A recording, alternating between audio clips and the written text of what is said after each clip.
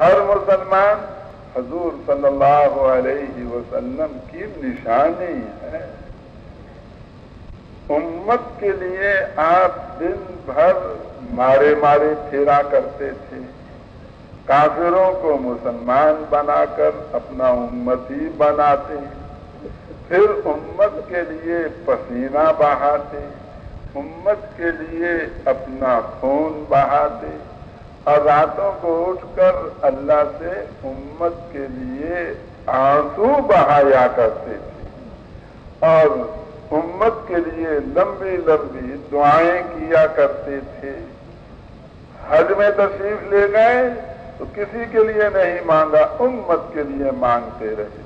مظلوموں کو معافی ملی، ظالموں کو معافی نہیں ملی، تو مزدلفے کی رات میں زور لگا کر ظالموں کو بھی اللہ سے معافی دلوا دی۔ انتقال ہوا آپ کا تو زبان پر امت کے لیے وصیت فرما رہے تھے آپ۔ اس وقت صبر کی زندگی میں ہے، ہر ہفتے میں ایک دن حضور پر امت کے اعمال پیش کیے جا رہے ہیں۔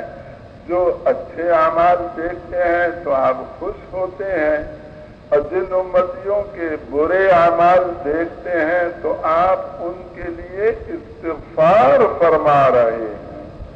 قیامت کے دن کبھی آپ پل صراط پر کھڑے ہوں گے، کوئی میرا امتی پل صراط سے دوزخ میں نہ گر جائے، کبھی آپ ترازوئے اعمال پہ کھڑے ہوں گے، میرے کسی امتی کی برائیاں نیکیوں سے زیادہ نہ ہو جائیں، کبھی آپ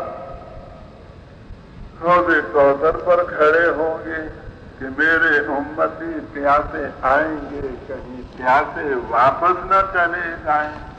قیامت کا دن آپ امت کی فکر میں گزاریں گے اور سب نفسی نفسی کہیں گے، حضور صلی اللہ علیہ وسلم امتی امتی امتی فرمائیں گے، اور نبی پل صراط پار کر کے جنت کے دروازے پہ پہنچ جائیں گے، دروازہ کھٹکھٹائیں گے کہ کھولو، اندر سے پوچھا جائے گا کون آئے ہیں؟ فلاں نبی آئے ہیں؟ نہیں، محمد علیہ السلام سے پہلے کسی کے لیے جنت کا دروازہ نہیں کھولا جائے گا، اور آپ امت کی فکر میں پیچھے رہ جائیں گے، اور نبی جب وہاں دروازے پہ پہنچ جائیں گے، آپ میدان حشر میں جگہ جگہ جا رہے ہوں گے، امت کو بچوانے کی فکر میں، امت کو دوزخ سے بچوانے کی فکر میں لگے ہوئے ہوں گے، تو ہر مسلمان حضور صلی اللہ علیہ وسلم کی نشانی ہے۔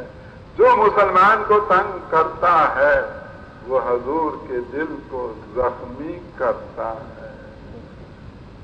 کس کے دل کو زخمی کرتا ہے؟ حضور کے دل کو زخمی کرتا ہے۔